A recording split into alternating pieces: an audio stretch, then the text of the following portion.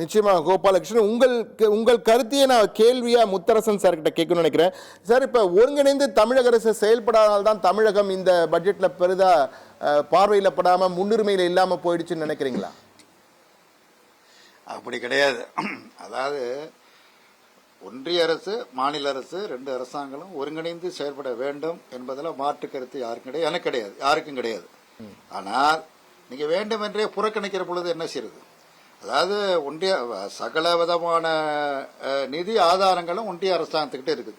அது ஜிஎஸ்டி எல்லாத்தையும் பார்த்தீங்கன்னா நிதி போய் குவிக்கிற இடம் ஒன்றிய அரசாங்கத்திட்ட இருக்குது. அது ஒன்றிய அரசாங்கம் ஒரு நடுநிலை கண்ணோட்டத்தோடு ஆட்சி, ஐயா சொன்னது மாதிரி ஆட்சி மத்தியில் ஒரு ஆட்சி மாநிலத்தில் ஒரு ஆட்சி மாறி மாறி இருக்கலாம்.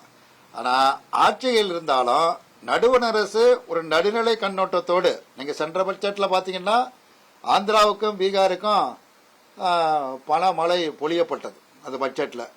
இந்த இடம் பார்த்தீங்கன்னா பீகாருக்கு மட்டும் பொழியப்படுகிறது.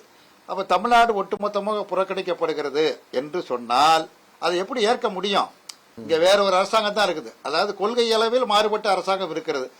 கொள்கையால் மாறுபட்ட அரசாங்கம் இருக்கிறது என்கிற காரணத்திற்காக அந்த மாநிலத்தை நான் புறக்கணிப்பேன் என்று ஒன்றிய அரசாங்கம் ஒரு முடிவெடுப்பது அரசியலமைப்பு சட்டத்திற்கு உகந்ததுதானா? நாட்டிற்கு நல்லதுதானா? ஒரு மாநிலத்தையே புறக்கணிப்போம், நாங்கள் சொல்றது நீங்க கேட்கல, எங்களுக்கு நீங்க அடிமையாக இருந்தால் எங்களுக்கு உதவி செய்வோம், இல்லை என்றால் செய்ய மாட்டோம், மறுப்போம், நிராகரிப்போம், புறந்தள்ளுவோம் என்ற ஒரு நிலைப்பாட்டை ஒரு ஒன்றிய அரசாங்கம் மேற்கொள்வது நியாயம்தானா? அது நியாயம் கிடையாது, நியாயம் இல்ல. அதுதான் தமிழ்நாடு ஒட்டுமொத்தமா புறக்கணிக்கப்படுது, தொடர்ந்து புறக்கணிக்கப்படுது. அப்ப அதாவது அரசியல் பழி வாங்குதல். நீங்க அரசியல் மேடை போட்டு பேசுங்க, திமுக நீங்க கடுமையா விமர்சனம் பண்ணுங்க, வாக்குகளை பெருக்க நீங்க ஆட்சிக்கு வாங்க, அதை நான் மறுக்கல, அது வேறு.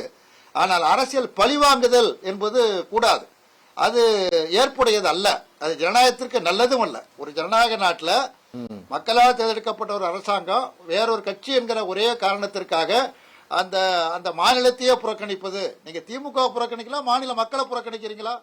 நீங்க திமுகவை உங்களுக்கு பிடிக்கலையா, கொள்கை ரீதியா விமர்சனம் பண்ணுங்க, பேசுங்க, நீங்க என்ன வேணாலும் பண்ணுங்க. ஆனா மாநில மக்கள் நீங்க எப்படி புறக்கணிக்க முடியும்? இந்திய குடிமக்கள் தானே அவங்களும், இந்திய குடிமகன் தானே. தமிழ்நாட்டில் இருக்கிறவன் என்ன பாகிஸ்தான் குடிமகனா இல்ல அமெரிக்கா குடிமகனா? அவனும் இந்திய குடிமகன் தான். அவனும் ஆண்டுதோறும் நாள்தோறும் ஒவ்வொரு நிமிடமும் வரி செலுத்தி கொண்டு இருக்கிறான். அப்ப அவனுடைய பாதிக்கிற பொழுது அவனுக்கு அந்த பாதிப்புக்குரிய நிவாரணம். இப்ப இயற்கை சீற்றம் யார் அதுக்கு பொறுப்பு?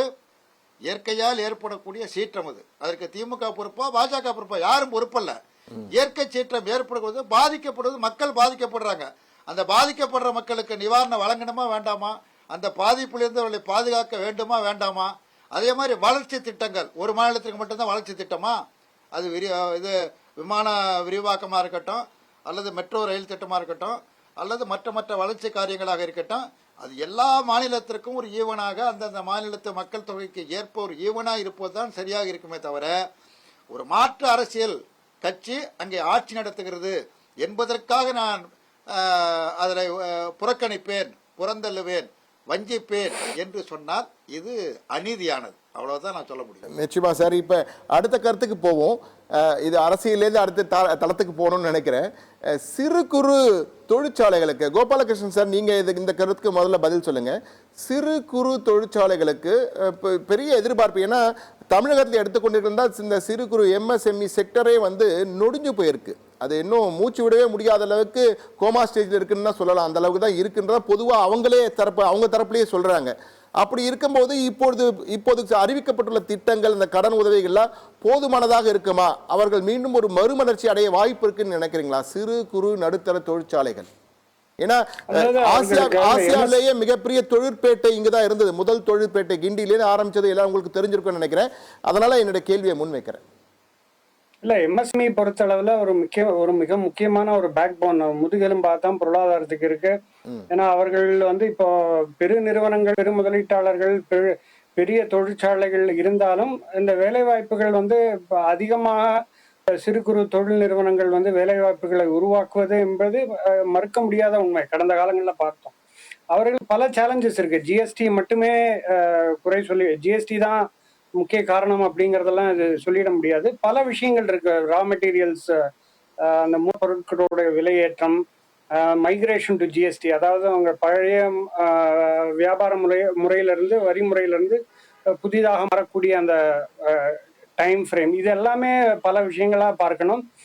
அது மட்டும் இல்ல, அதற்கு உண்டான அந்த இப்போ உள்ளூர்ல இருக்கக்கூடிய காலகட்டத்துல வந்து அவர்களுக்கு உண்டான அந்த மின்சார கட்டணங்கள், இதர கட்டணங்கள் உயர்றதோ இல்ல அது அது வந்து மாற்றி அமைப்பது, இது போன்ற விஷயங்கள், அதாவது ஒரு ரெண்டு விஷயம் இல்ல, பல விஷயங்கள் அந்த எம்எஸ்எம்இ செக்டர்ல பிரச்சனைகளாக தான் இருந்து கொண்டிருக்கு.